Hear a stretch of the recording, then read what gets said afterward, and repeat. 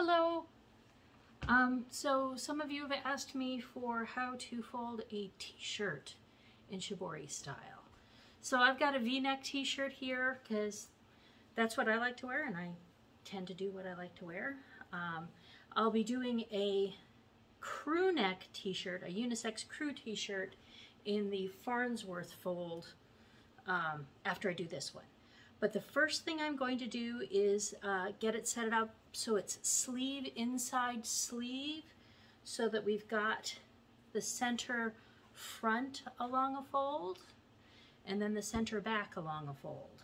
And that just helps keep our patterns as even as possible as the dye sinks through the layers, so that, you know, the top two layers are the front, and then below that is the back two layers. So those will be more, there'll be a similar dye penetration, because the way I do my Shibori is after I get it all folded up, I set it flat. So with the triangle shape that we end up folding on, I set that flat, and then the dye gets placed on top and sinks through the layers. And when you have a fragmenty dye like Strawberry Skies or Dragon's Egg, you get the blues at the bottom, and then the reds and the pinks tend to stay on top, and then you'll get kind of like the browns and the greens will be somewhere in the middle. Okay, so I've got that centered up, get all my seams aligned here in the shoulder. This shirt is a St. John's Bay V-neck that I got from JCPenney, and I am really liking these shirts. They dye nicely, and they fit well.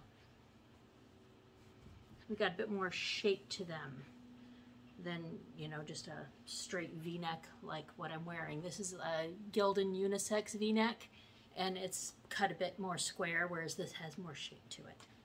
Okay, so now I've got it all centered up, and so the first thing I'm going to do is I'm going to take the center across. So now we've got the shirt in quarters vertically, and I get all my folds flattened out inside so that there's no funky little creases. You don't need any extra folds in your folds. And then I'll fold the sleeve. I'll just tuck that in here so that I get a nice, straight as possible, long piece. I'm going to start folding at the bottom just because it lays a bit flatter, so that I don't have to finagle these layers as much as I keep folding up. So the first thing I'll do is, it's a half triangle fold, and the way this fold goes is you flip up and then you flip underneath, and then you flip over and then you flip underneath. So this is going to come across, and it's going to be a half triangle because I'm doing an equilateral triangle fold. And I have another video here on my channel that shows how I did that with a piece of paper, so it can be a little bit easier to see, but people were asking about a t-shirt specifically.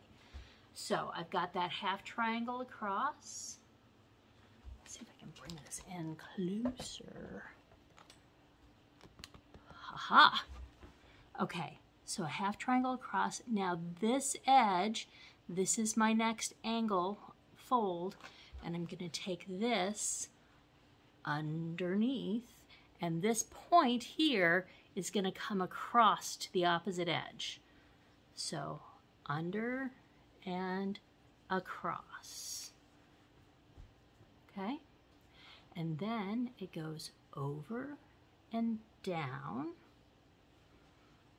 And usually when I get a couple of folds in, that's when I can kind of tweak my equilateral triangle and make sure that I've got it as balanced as possible. And then I take this point is towards me, and so this point is going to go underneath and across to this front edge. So under and across. And then this point is towards you guys, and I'm going to take this front point back towards me. Under and across, and then forward and down. And then I'm just going to flip it over, and boom, that's it. That's the end of the stack. So that's the bottom of the stack, that's the top of the stack. And then I didn't bring my rubber bands over here.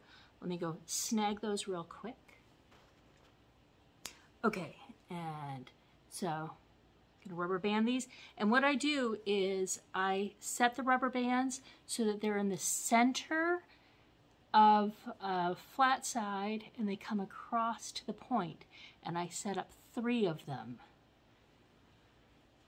And I have found that actually can add to the pattern that you end up with this shibori.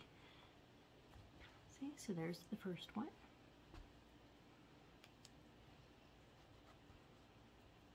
And I think I'm going to set this one up with the new Happy Cat die Dragon's Egg, which I've just been having some fun with. Okay, so there's another one. And now, third side.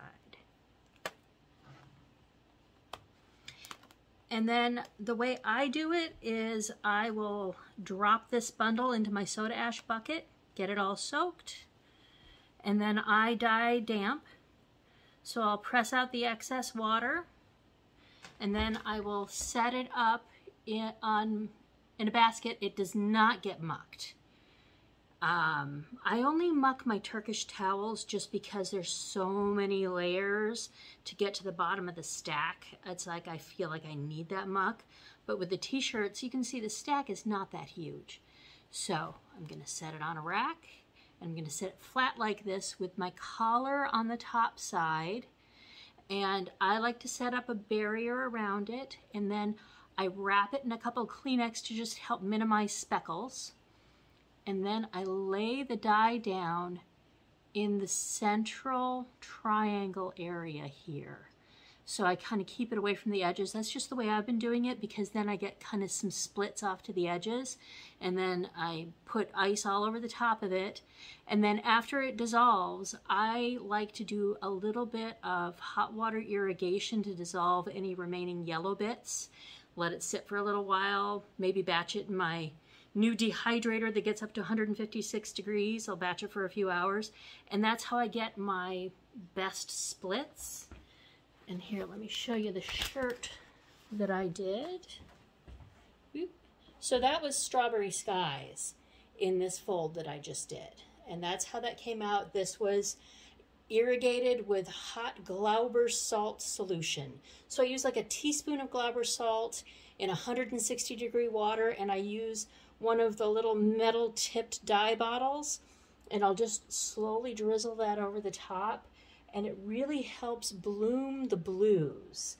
The blues and the yellows, they like that Glauber salt. But you can see I got some really pretty glow out of this one. So hoping that I can make lightning strike twice. Okay, thank you.